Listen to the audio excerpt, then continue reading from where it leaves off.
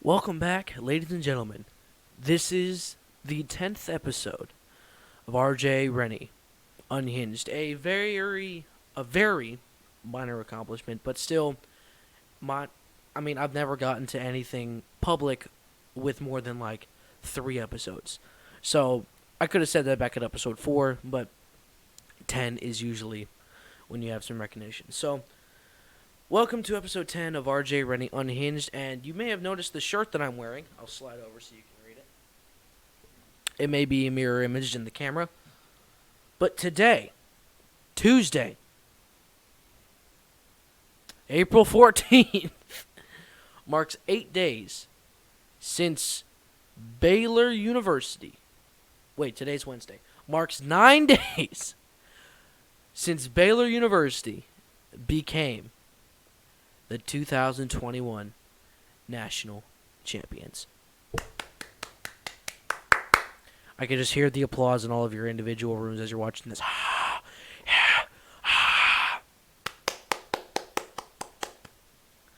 What a way to go out, am I right?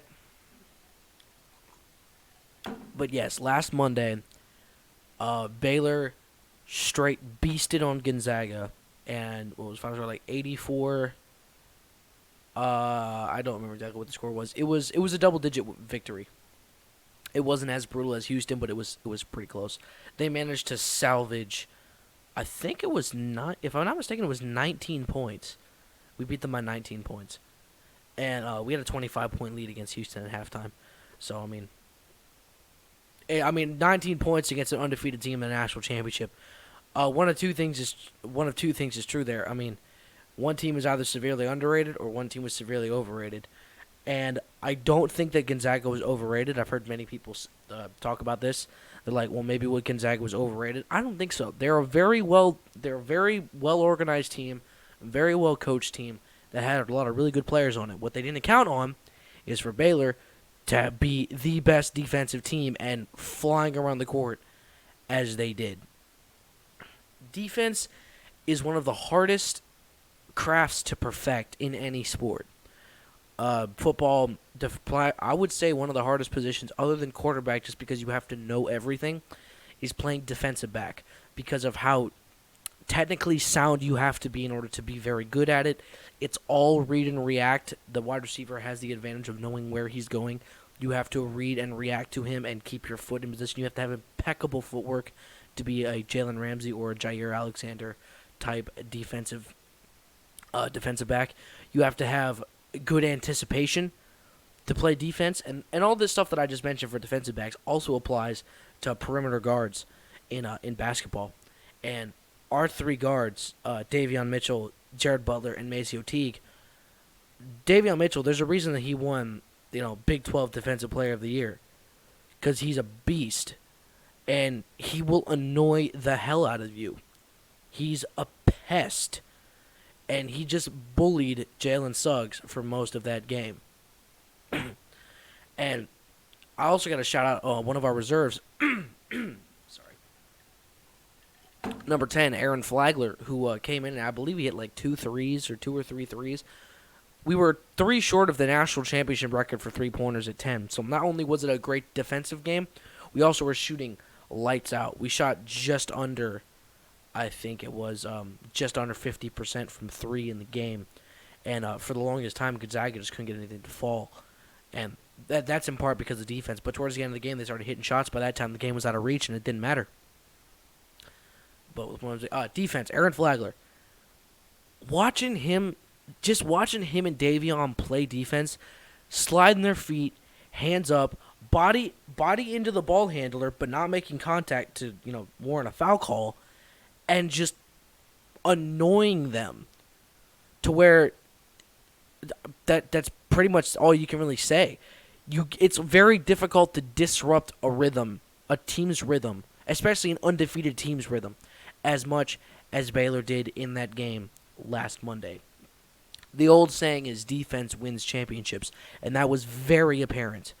Offense might win you some games, and for Gonzaga, that was the entirety of their season. Coming down the stretch in March Madness, they had to play UCLA and won on Jalen Suggs' buzzer beater. UCLA was an 11th seed. They may have been underranked, but they were still an 11th seed.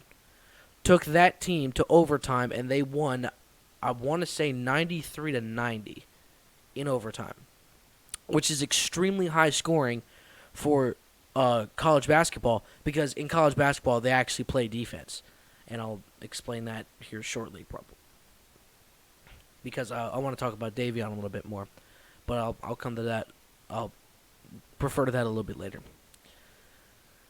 So as soon as they barely edged out the victory against UCLA, I knew they were vulnerable. I had my suspicions that we would be able to pull off the upset. They gave the ESPN betting gave Gonzaga 4.5 points, and I think we more than covered.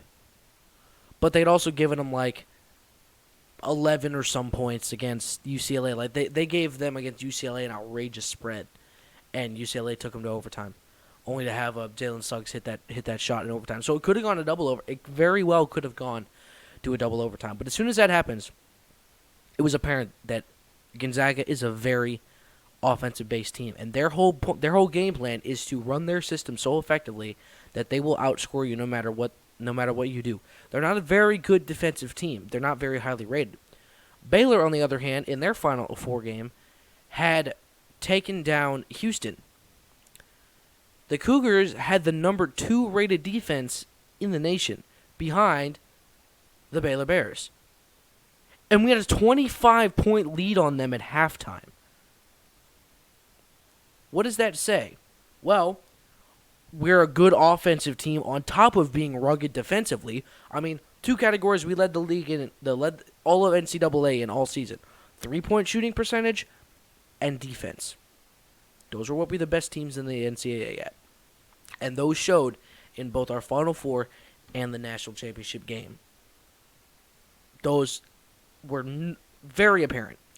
Got off to a very hot shooting start against Houston, never looked back. Very hot shooting start against Gonzaga, never looked back. Houston, a very good defensive team, absolutely shredded them. Used our defense to knock them off their rhythm. Gonzaga, very good offensive team. They looked like scrubs, absolute scrubs, most of that championship game, and especially in the first half.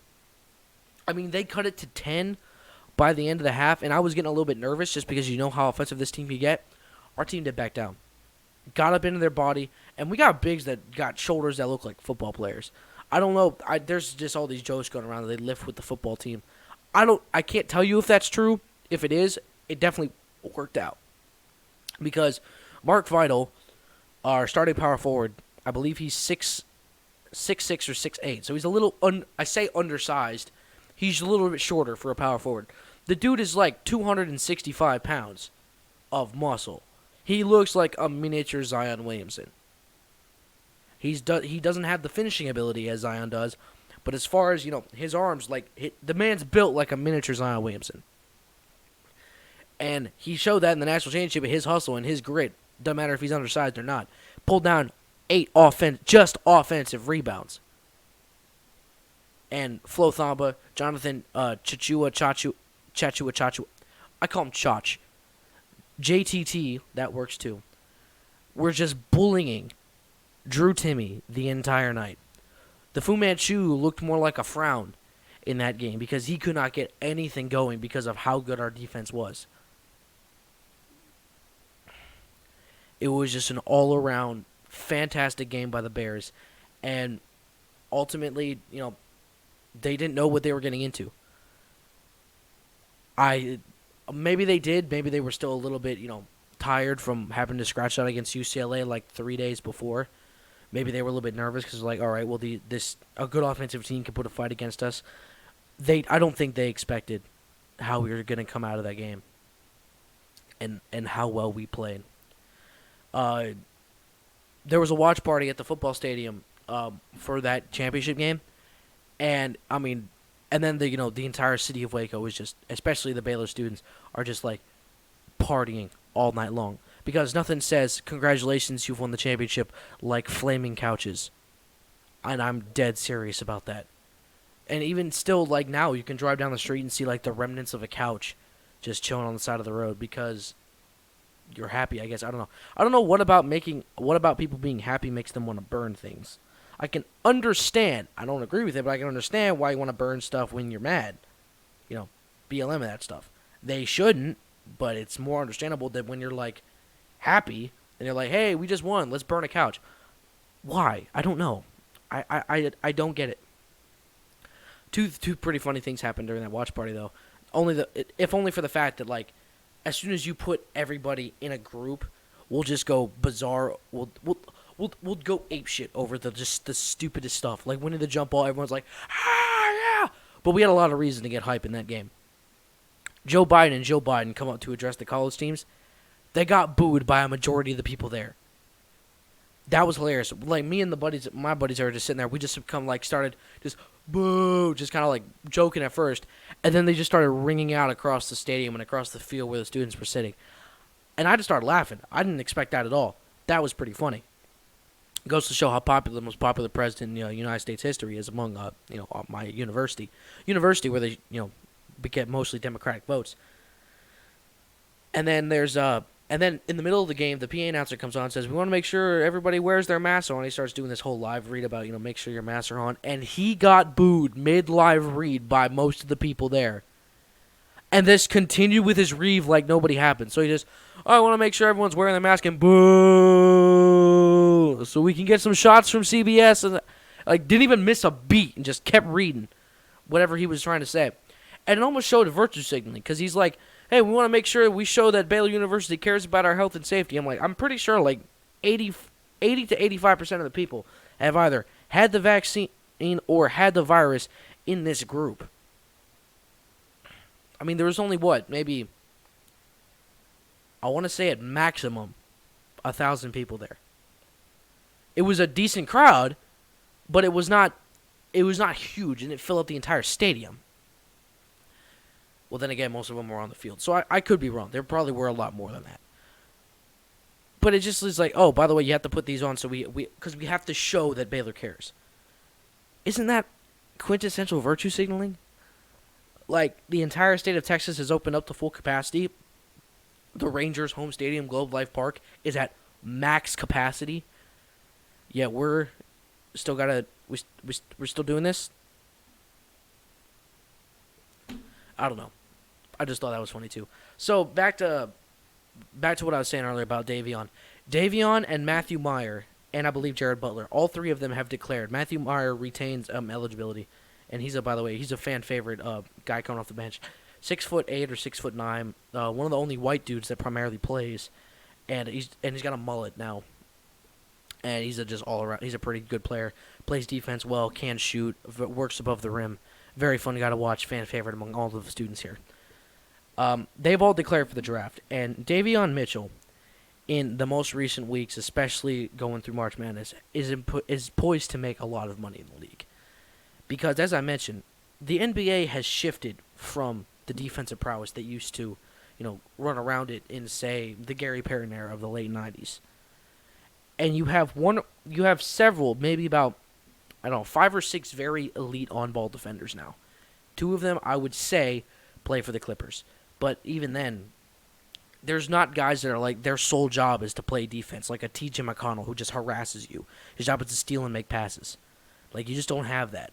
You have rim protectors. You don't really have a lot of really dominant edge defenders.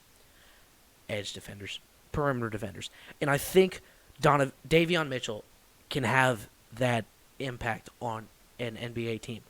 The mock drafts are going to have to readjust now that you got these Baylor guys in the mix, because they were waiting after the parade that was yesterday, celebrating the entire city of downtown, in Waco. Whole city's round behind the scene. Was just a fun time. Wait until after that parade in order to make his decision, and he did. And I think he has a chance to have success, because every coach wants a player where they want to play defense, and that's what our team showed. That entire team wanted to play defense. And that's very hard to get out of. And credit to Scott Drew for that and putting in a very strong defensive system in there and instilling defense in his guys. And I think Davion Mitchell could be of benefit to whoever drafts him, because he's a very talented offensive scorer, very talented playmaker, but most importantly, he plays his ass off on the defensive end of the court. Anyway, congratulations to my Baylor Bears. We're national champions. This has been episode 10 of RJ Rennie Unhinged, and I will see you guys next time.